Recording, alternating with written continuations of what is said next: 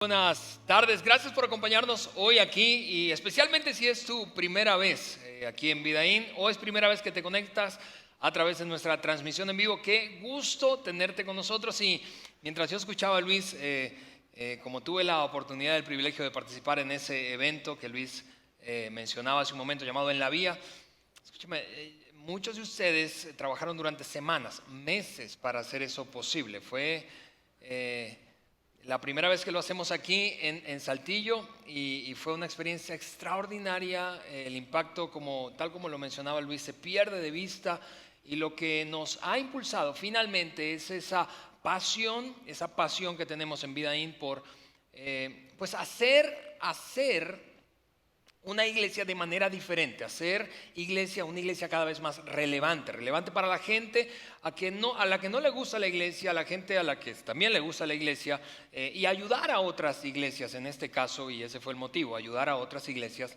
a hacer lo mismo. No pretendemos saberlo todo, sin embargo lo que hicimos fue abrir nuestras manos y compartir lo que hemos aprendido, y fue emocionante. Pudiera seguir hablando y agradeciéndoles a todos los que participaron de una u otra manera, asistiendo, trabajando con tiempo, esfuerzo, recursos, pero tengo que predicar, así que no voy a poder hablar más de En la Vía.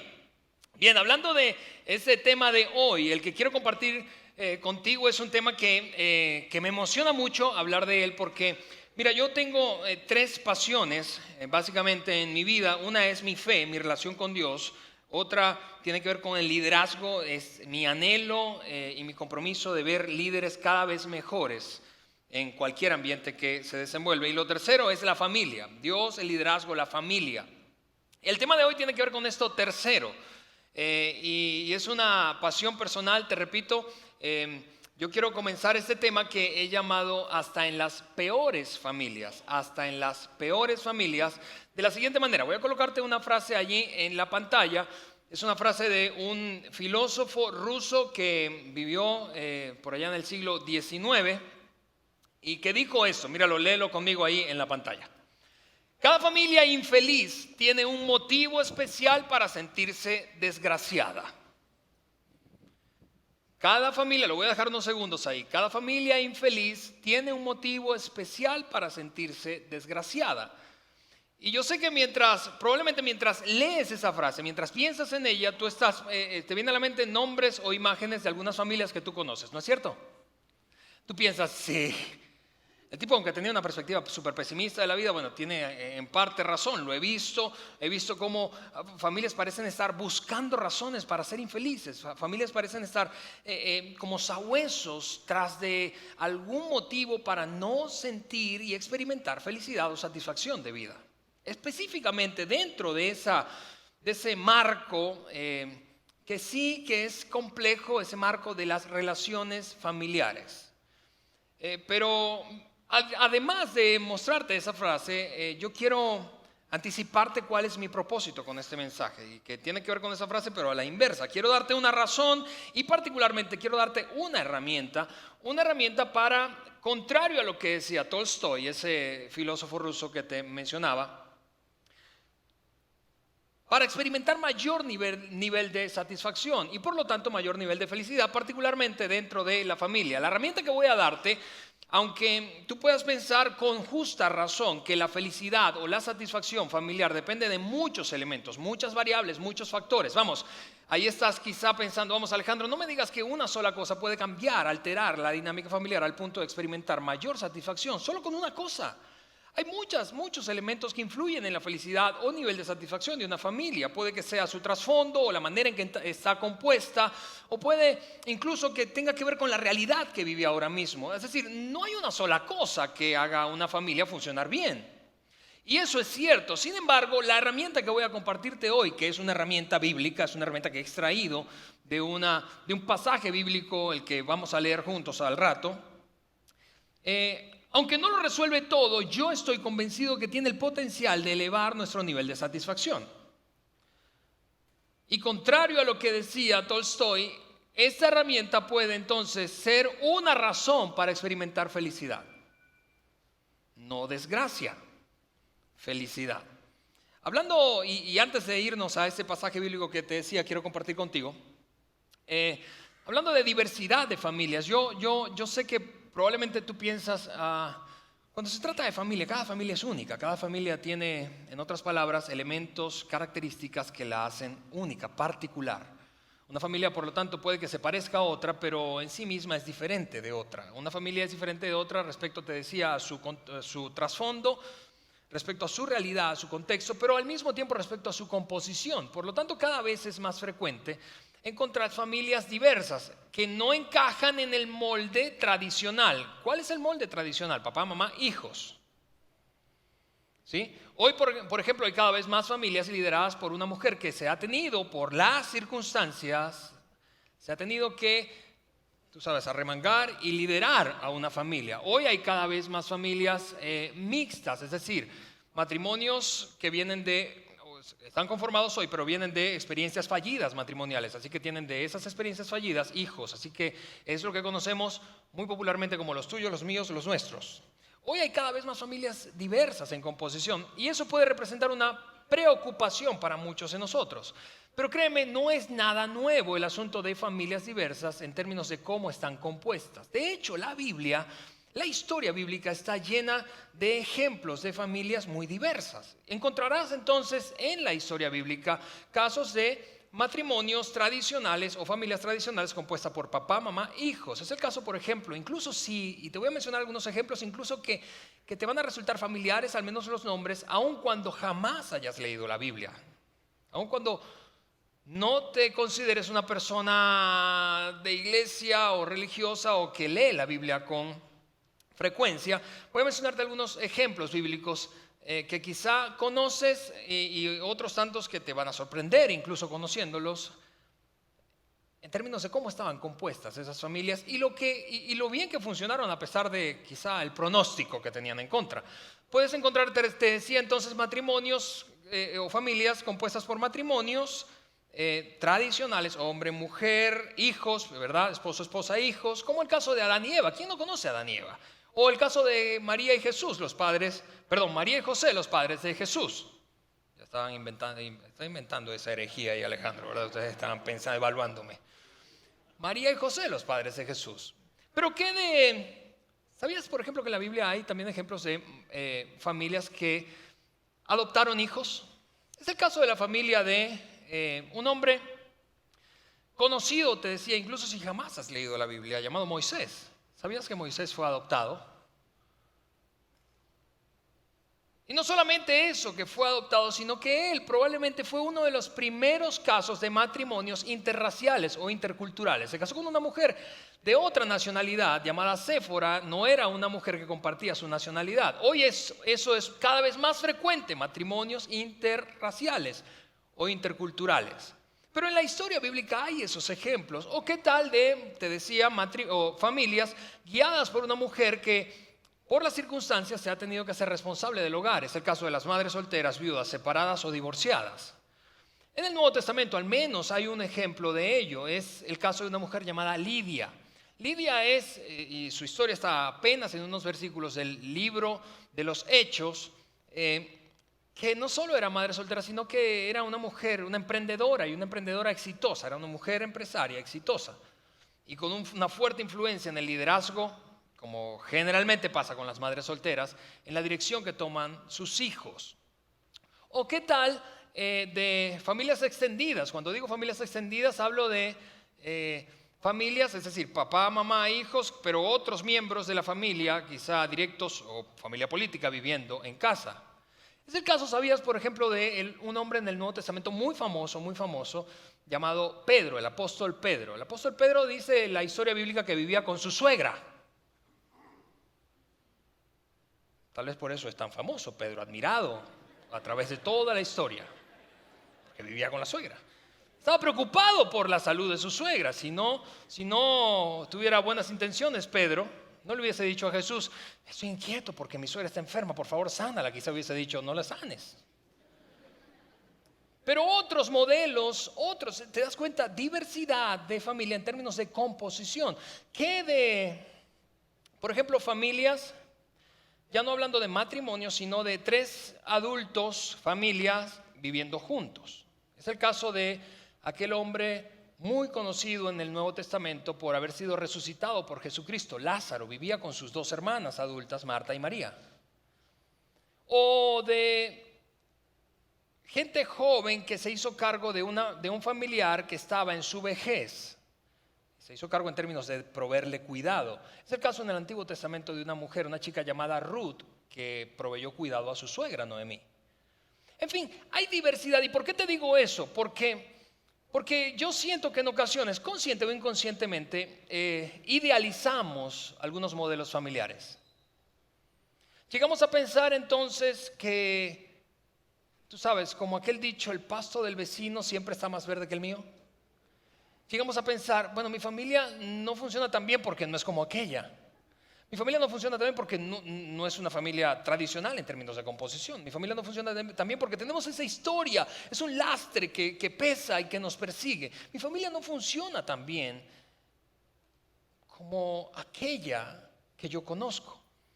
Y vuelvo a decirte, te hablo de esa diversidad porque creo que la Biblia, entre muchas otras razones, es fascinante precisamente la historia bíblica por mostrarnos la mayor variedad de realidades humanas posibles. En otras palabras, tu cuadro familiar, tu composición familiar actual, tu realidad familiar actual, tu trasfondo de familia, es muy probable que tenga un paralelo bíblico. Un ejemplo bíblico al que puedas acudir, apelar para aprender, para extraer lo mejor, para extraer un ejemplo que seguir o un ejemplo que evitar. Pero la Biblia está llena de eso y te repito, te lo comparto porque creo que a veces idealizamos algunos modelos familiares. Vine a decirte a lo largo de este mensaje, tu familia puede funcionar y puede funcionar excepcionalmente bien, a pesar o contra incluso todo pronóstico. Y que no sea como decía Tolstoy al principio en esa frase, que estés encontrando una razón para no experimentar satisfacción o felicidad, sino al contrario, encontrar razones para experimentar satisfacción, felicidad creciente. La herramienta que voy a compartir ahora mismo contigo es una herramienta, escúchame, no es la herramienta, no es lo único que funciona, pero creo que esto puede elevar nuestro nivel de satisfacción familiar. Y la extraje de un pasaje bíblico que está inmerso más o menos en un fragmento, en un segmento de la Biblia que está, para los que tienen en casa Biblia impresa, eso es cada vez menos frecuente, cada vez usamos más versiones electrónicas, pero para los que tienen versiones impresas está a la mitad de tu Biblia. Es muy fácil de encontrar, incluso si jamás has abierto la Biblia. Es el libro de los Salmos. El libro de los Salmos es una especie de recopilación de 150 sonetos, oraciones convertidas en canciones. Quizá hoy fuera algo así como el hit parade de la época.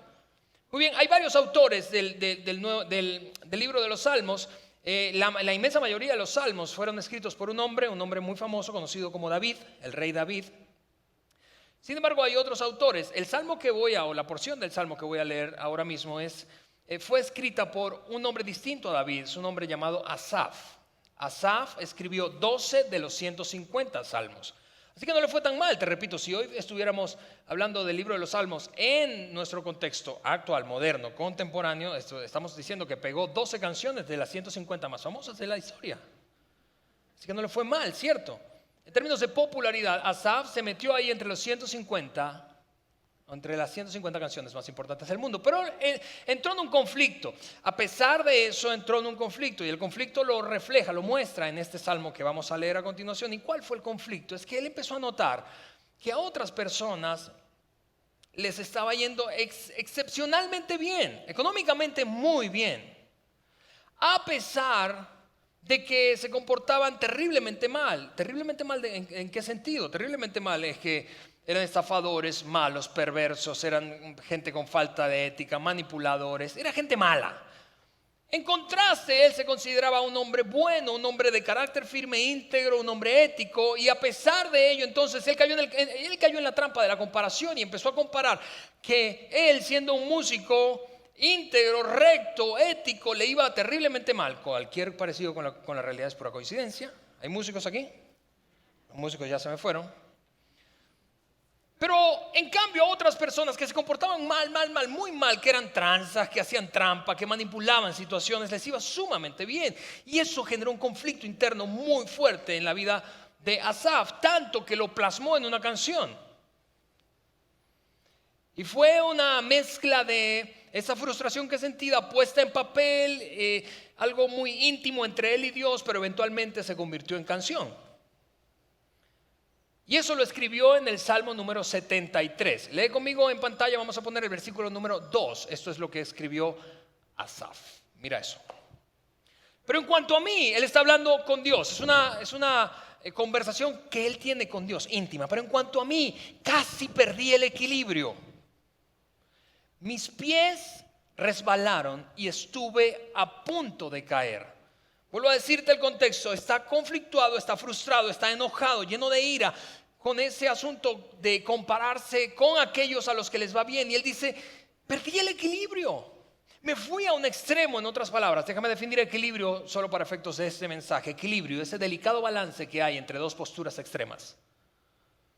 Equilibrio, delicado balance que hay entre dos posturas extremas. Él dice, perdí el equilibrio, en otras palabras, me fui a un extremo. Empecé a valorar, lee entre líneas lo que dice, empecé a valorar tanto lo económico, tanto la fama, el éxito y la riqueza, que perdí de vista otros asuntos. Caí en el juego de la comparación y entonces perdí el equilibrio y casi caigo. Y escucha, yo lo digo de esta manera y es la frase que quiero que recuerdes hoy. Si te vas hoy de aquí y recuerdas esta frase y olvidas todo lo demás, valió la pena que hayas venido o que nos hayas sintonizado a través de nuestra transmisión.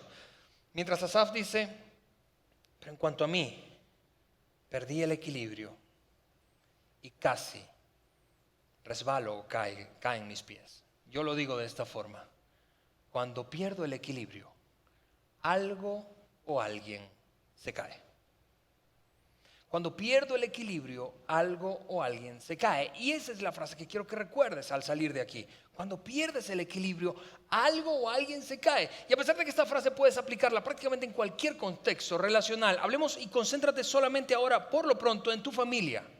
No importa cuál sea el rol que juegues, no importa cómo está compuesta tu familia, no importa si tienes mucho tiempo de haber conformado, si eres una familia nueva, en otras palabras, recién te casaste o estás teniendo hijos ahora mismo, o eres una familia súper establecida y han transcurrido años, hijos fuera de casa, tú sabes, nido vacío y todo eso. No importa cuál sea tu realidad de familia, quiero que apliques esta frase a tu dinámica familiar, relacional. Cuando pierdes el equilibrio, algo o alguien se cae. Cuando yo pierdo el equilibrio, algo o alguien se cae. Voy a darte algunos ejemplos de qué quiero decir con esa frase, pero antes quisiera pedirte algo, y es que repitas esa frase conmigo. ¿Puedes repetir eso? A ver, 1, 2, 3. Cuando el equilibrio, algo o alguien se cae. A ver, otra vez, esa fue buena práctica. 1, 2, 3. Algo o alguien se cae. Equilibrio, recuerda ese delicado balance que hay entre dos posturas extremas. Y déjame darte entonces algunos ejemplos de posturas extremas en nuestra vida y dinámica familiar. Postura extrema. Déjame darte una muy fácil de ver quizá y muy común. Primero vamos a pegarle a los hombres. Hombres allí, aguanten. Un hombre que sin darse cuenta, con la mejor de las motivaciones, cae en el extremo de irse o asumir esa postura extrema de priorizar el trabajo por sobre casi cualquier otra cosa. Él no lo reconocería, él no se da cuenta. De hecho, él tiene una justificación para las 16 horas o 18 que trabaja diariamente. Él dice, yo me rompo la espalda, es para darles lo mejor a ustedes. Así que se va a este extremo. Pero cuando se va a ese extremo sin saberlo, pierde equilibrio. ¿Recuerdas ese delicado balance que hay entre posturas extremas? Y cuando pierdo el equilibrio, ¿qué pasa? Algo o alguien se cae. Entonces, cuando él pierde el equilibrio, asumiendo una postura extrema, y del otro lado hay otra postura extrema. Ahora, mujeres, aguanten. Es esa postura de primero es la familia que cualquier otra cosa y no me importa el trabajo. Es más, no me importa pasar hambre con tal de que estés con nosotros. ¿No es una postura extrema esa? ¿Y qué pasa cuando pierdo el equilibrio? Así que, y te das cuenta que hay aquí una tensión al mismo tiempo. El balance es delicado porque es desafiante tener balance. Cuando te pones en esa postura, entonces, ¿qué es lo que se cae o quién es el que se cae? Probablemente la propia sensación de un hombre respecto a su estima personal, de sentirse productivo, de sentirse activo, de sentir que está haciendo algo de valor, de sentir que impulsa, la propia sensación de la familia, de sentir que está avanzando, alcanzando, logrando cosas respecto a su proyecto de vida. Pero de este lado, con esta otra postura, entonces, esta postura extrema, ¿qué es lo que hace que, o qué se cae, o quién se cae con esta postura extrema? La familia probablemente. Así que a pesar de que él está razonando y pensando, yo esto lo hago por el bien de ellos, finalmente pierdo a aquellos por quienes estoy intentando hacer esto. Te das cuenta que cuando pierdo el equilibrio, algo o alguien se cae, y el equilibrio es un balance delicado. No vine a decirte que es fácil vivir equilibradamente. Vine al contrario a decirte es muy fácil perder el equilibrio. Vine a decirte es fácil perder el equilibrio, y el equilibrio es un asunto o es un desafío, es una tarea pendiente constante. Déjame darte otros ejemplos. Piensa por ejemplo entonces en adolescentes que están aquí y viven en casa todavía, jóvenes adolescentes que viven en casa. Una postura extrema que generalmente un joven o un adolescente asume respecto a su relación con sus padres o la dinámica familiar que tiene es esta. ¿Por qué cosa es por la que clama, lucha, genera tensión un adolescente? Una postura extrema, y es esta: él quiere o ella quiere libertad. ¿Sí o no? Quieres tu espacio, ¿no es cierto? Quieres tú tomar tus propias decisiones. No quieres que te impongan cosas. Quieres utilizar los recursos como tú desees. Quieres libertad a toda costa. Quieres que no te presionen, que no te invadan. Quieres intimidad, quieres tu espacio.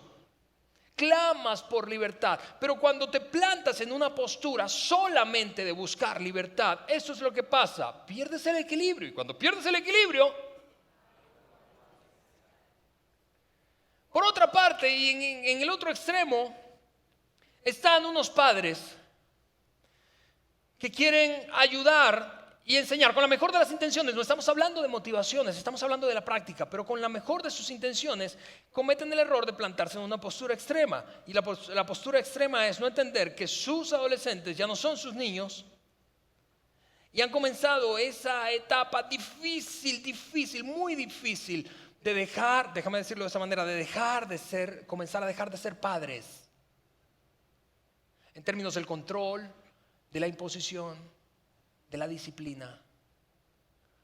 La difícil tarea de darle espacio y equilibrarlo con un poco de responsabilidad. Pero no, un padre o una madre que no percibe eso se planta en una postura de responsabilidad, disciplina y control. Y entonces pierde el equilibrio. Y cuando pierde el equilibrio, ya tú y yo sabemos que pasa algo o alguien se cae.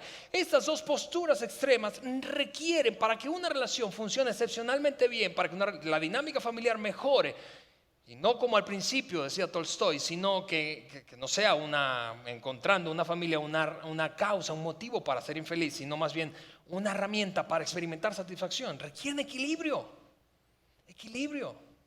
¿Qué de otras posturas extremas? ¿Qué de la postura extrema de decirle, no importa qué rol juegues en la familia? Padre, madre, hijo, hija, hermano, hermana, tío, tía, suegra, suegro. ¿Qué de la postura extrema de decirle sí a todo y a todos? Esa postura extrema de ser incapaz de decir que no. ¿Por qué? Por muchas razones. Por inseguridad, porque no quieres quedar mal, porque te sientes un poco culpable. Pero después de decir que sí a más compromisos de los que debieras, descubres que eso te ha producido un estrés y una tensión interna al punto de sacrificar otras actividades o personas. O de decir que no a todo y a todos. La postura de buscar ayuda excesivamente, es decir, depender excesivamente. Yo tengo un amigo con el que conversaba hace poco y le escuchaba contar una experiencia que vivió. Él se dedica a esto mismo, al trabajo de iglesia, pastoral, de consejería, en fin. Y en alguna ocasión él contaba que tratando de ayudar a un hombre en medio de una relación, Era un hombre soltero en medio de una relación romántica que tenía, y él buscando ayuda le llamó 17 veces en un día por el mismo asunto. ¿Te parece eso enfermizo, cierto? La postura es extrema de pedir ayuda por absolutamente todo, al punto de depender enfermizamente. Pero está el otro extremo. Y el otro extremo es no pedir ayuda por nada a nadie. Es crecer con esa filosofía. Hey, matrimonios, escuchen esto. Es crecer con esa filosofía de los trapos sucios se lavan en casa. Y aquí no pedimos ayuda porque es un asunto íntimo, personal, y no vamos a estar ventilando nuestros asuntos con nadie más que nosotros. Bueno, debo darte una noticia. Hay cargas que son demasiado pesadas, incluso para ser llevadas por dos. Es que tener equilibrio es un desafío, es un delicado balance que hay entre posturas extremas. ¿Qué de esa tendencia extrema de, por ejemplo, mamás, aquí, de priorizar el orden, la organización del hogar por encima de prácticamente cualquier otro valor? Es decir, piensa conmigo en que llovió, y piénsenlo, sobre todo los que tienen niños pequeños, menos de 12 años. Y la lluvia, tú sabes, a la mayoría de los niños les encanta la lluvia y disfrutarían mojarse, bañarse en la lluvia, chapotear ahí en el lodo. Pero una mamá que se planta en el extremo del orden por encima de todo, entonces, a regañadientes quizá, o incluso escapados, se van a bañarse y allá en la lluvia, y de vuelta ella preferiría que se mueran de pulmonía allá afuera antes de que entren con los pies llenos de lodo. Porque me ensucian la casa, que duré todo el día limpiando, desconsiderados. Ustedes no piensan en mí. ¿Ves? Pero por otra parte, y en el otro extremo, está una persona espontánea al extremo. Por no decir desordenada, desorganizada. Hay algunos, eso es un tema sensible, ya puedo verlo entre algunas familias que están aquí. ¿Te das cuenta? Cuando yo pierdo el equilibrio, algo o alguien se cae, sufre, padece de mi desequilibrio. Pudiera seguir dándote ejemplos, pero yo creo que ya capturaste la idea, ¿cierto? Solo te digo uno más, uno sensible también.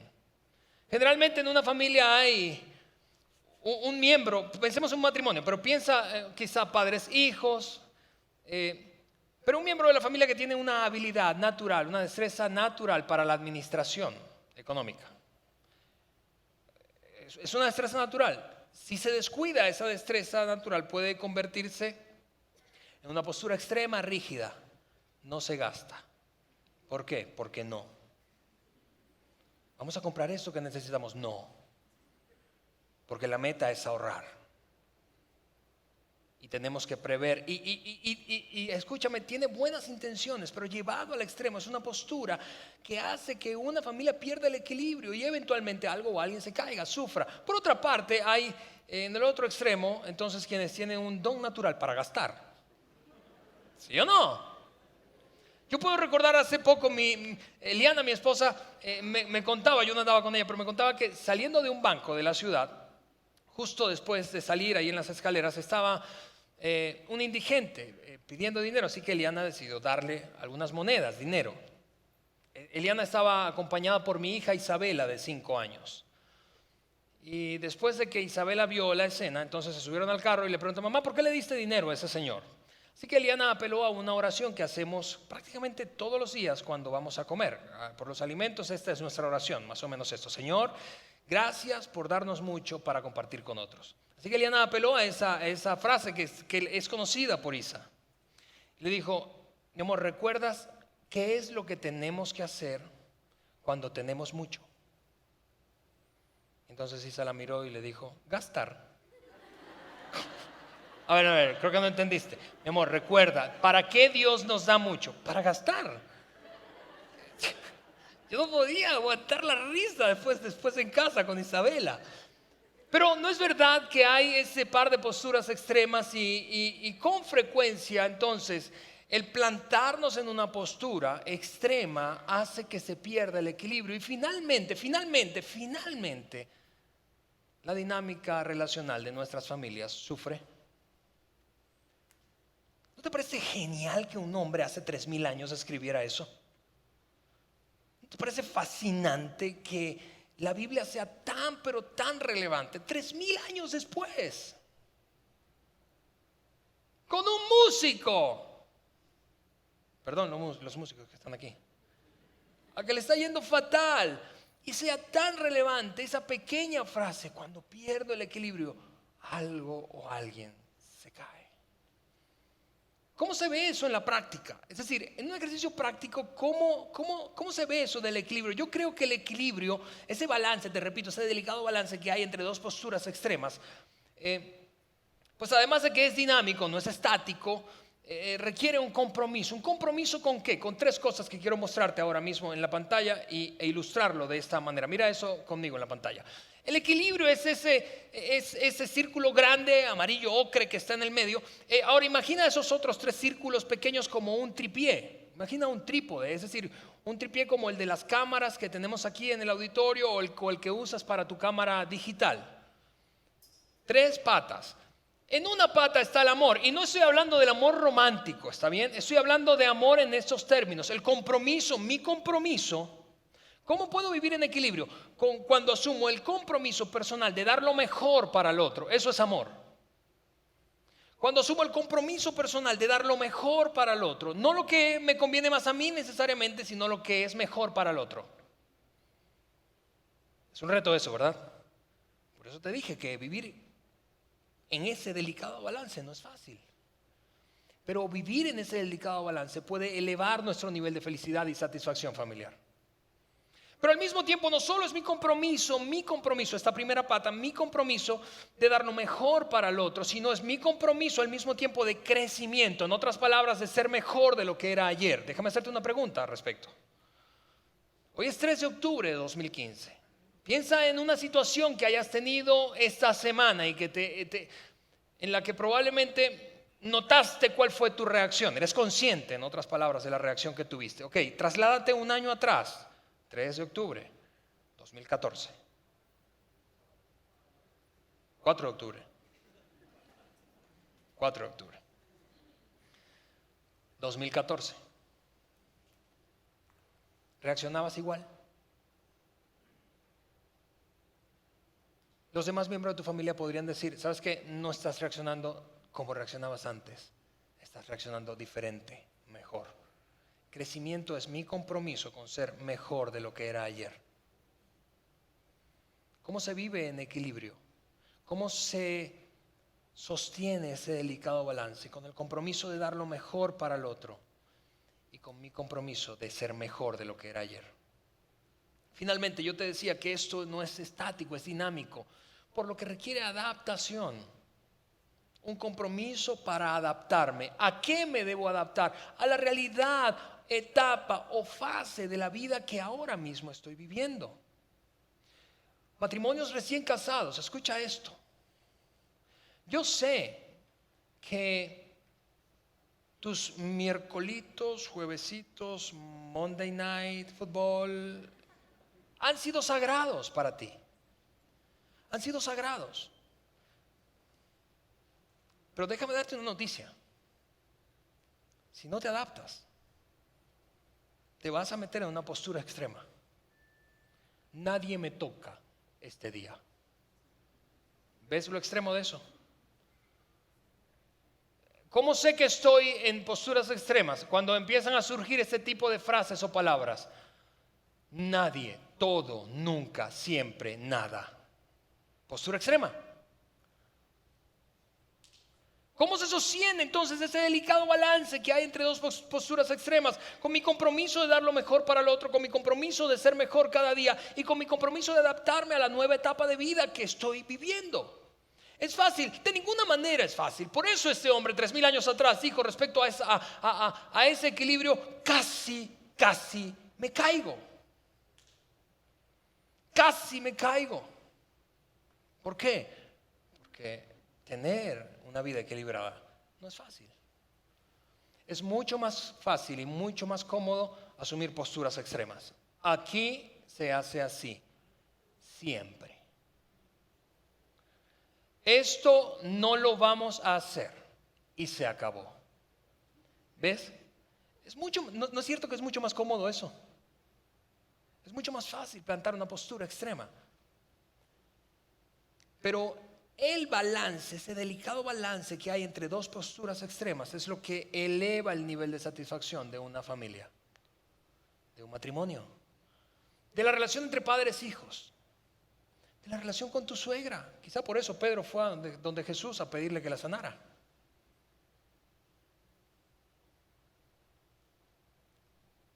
Es un desafío, pero mira, me fascina es como sigue transcurriendo ese pasaje bíblico, ese salmo escrito por Asaf. Y llegado el momento, al final de ese salmo, ¿te recuerdas? Leímos apenas el versículo 2, ahora saltamos hasta el versículo 21 y mira lo que termina diciendo Asaf, sabiendo que es difícil, que es complicado alcanzar este balance. Lo ponemos ahí en la pantalla, mira eso que dijo Asaf. Entonces me di cuenta, recuerda, está hablando con Dios, es una conversación íntima con Dios, que tú y yo estamos husmeando 3000 años después. Entonces me di cuenta de que mi corazón se llenó de amargura. ¿Acaso no es eso lo que nos pasa cuando asumimos posturas extremas? Crece la frustración, crece el nivel de ira y enojo. ¿No es cierto que mientras más extremos nos ponemos, más frustración interna experimentamos? ¿Por qué experimentamos frustración? Porque la vida no funciona así. La vida no es blanco o negro. El matrimonio no es blanco o negro. La paternidad no es blanco o negro. Asaf dijo, me llené de amargura, yo estaba destrozado por dentro. Y mira esta otra frase que está brutal. Fui tan necio e ignorante que debo haberte parecido un animal sin entendimiento. Déjame hacer una pausa allí antes de finalizar con la última parte de ese versículo. Debí haberte parecido un animal sin entendimiento. Pero yo creo que pienses ahora, o probablemente ya estás pensando en algún miembro de tu familia que ha parecido un animal sin entendimiento, ¿cierto? Pierden la razón, actúan irracionalmente. ¿No es verdad? Y te digo eso porque es mucho más fácil ver ese comportamiento irracional en la vida de otro que verlo en el espejo. Es mucho más fácil decir, estás actuando como un animal, que decir, perdón, la verdad he actuado como un animal sin entendimiento. Pero no es verdad que eso es en ocasiones lo que ocurre cuando llegamos al punto en el que reconocemos que perdimos el control y que perdimos el equilibrio y entonces vamos a pedir disculpas o perdón. Y finalmente, ¿qué es la frase que usamos? Quizás esa sea muy dura, pero usamos algo como, perdón, la verdad no sé qué me pasó, no era yo. ¿Sí o no? 3000 años atrás, un hombre describió exactamente cómo tú te sientes, como yo me siento cuando perdemos el equilibrio. Es fascinante eso. Al final de ese salmo, y es una oración personal, Asaf reconoce algo que es lo que quiero a donde quiero llegar al final de este mensaje, y es eso. Mira lo que dice el versículo 24 y 25. Sin embargo, todavía te pertenezco. A Dios. Me tomas de la mano derecha, me guías con tu consejo y me conduces a un destino glorioso. Mira esto. Asaf llegó a la conclusión de algo. Como es tan desafiante, tan difícil experimentar vivir en ese delicado, mantener ese delicado balance que hay entre dos posturas extremas, Asaf dijo, estoy comprometido, sí, voy a esforzarme por no perder el equilibrio. Ahora, en algunos momentos echaré un ancla en el único punto seguro que no va a moverse, y ese es Dios. Llegado a un punto de su frustración, Asaf dijo, ¿sabes qué, Dios mío? La verdad es que me voy a esforzar por eso, por no perder el equilibrio nuevamente, pero es en ti en quien encuentro un ancla.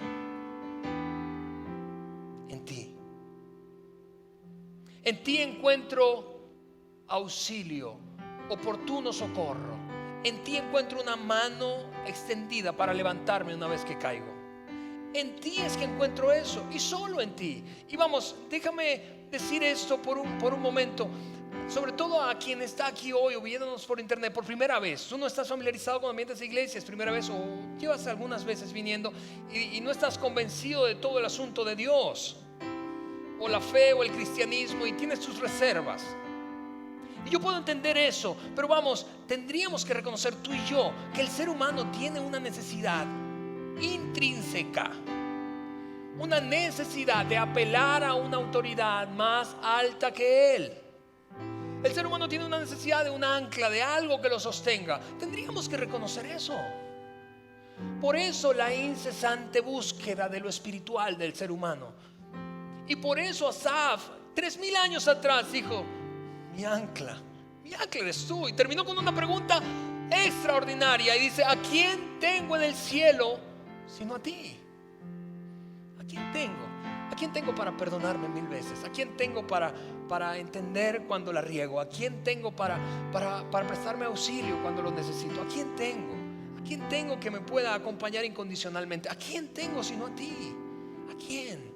Vamos, voy a esforzarme por sostener el equilibrio, pero yo necesito auxilio, y en ocasiones auxilio sobrenatural para mantener el equilibrio. En ocasiones nuestras posturas, y mira por qué digo eso, porque en ocasiones nuestras posturas desequilibradas, extremas, no son tan fáciles de romper. Quizá vienen de patrones de familia, quizá vienen de hábitos que hemos construido durante años, décadas en ocasiones. Por eso Asaf reconoció: ¿a quién tengo en el cielo sino a ti? Con eso en nuestra mente, esto es lo que yo quiero que hagas. En un momento vamos a cerrar esta reunión con una oración, pero antes de eso te repaso. Esto es lo que quería que supieras. Cuando tú y yo perdemos el equilibrio, ese delicado balance que hay entre dos posturas extremas, cuando perdemos el equilibrio, algo o alguien se cae. Y eso es lo que quiero que hagas. Quiero que tomes esta semana, en algún momento, con tu familia. Vamos, independientemente de cómo esté compuesta tu familia, vamos, juntos. Quiero animarte a leer ese salmo completo. Son 25 versículos, lo vas a leer en menos de un minuto. Y puedan conversar acerca de las veces que ustedes sienten que han perdido el equilibrio como familia. Quizá esa conversación te lleve a otra conversación. Quizás esa conversación te lleve a levantar la mano y decir: ¿sabes qué? Perdón porque la he regado y no me he dado cuenta. O sí, me he dado cuenta y me ha costado mucho reconocerlo. Quizá esa conversación los lleve a otra conversación. Necesitamos ayuda de otras personas. Pero vine a entregarte una herramienta para elevar tu nivel de satisfacción y felicidad familiar. Cuando pierdo el equilibrio, algo o alguien se cae. Oramos juntos, ¿te parece?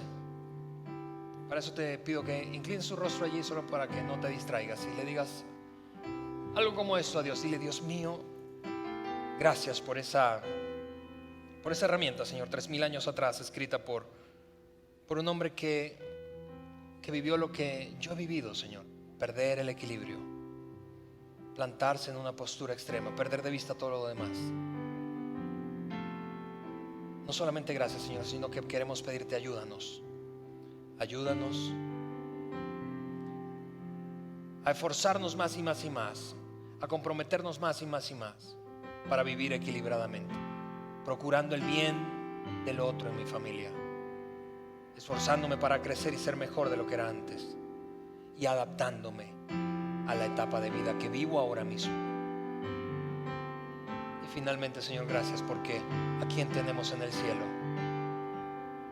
¿A quién que nos auxilie, que nos perdone y nos comprenda, que nos levante y nos aliente, sino a ti? Oramos en el nombre de Jesús. Amén.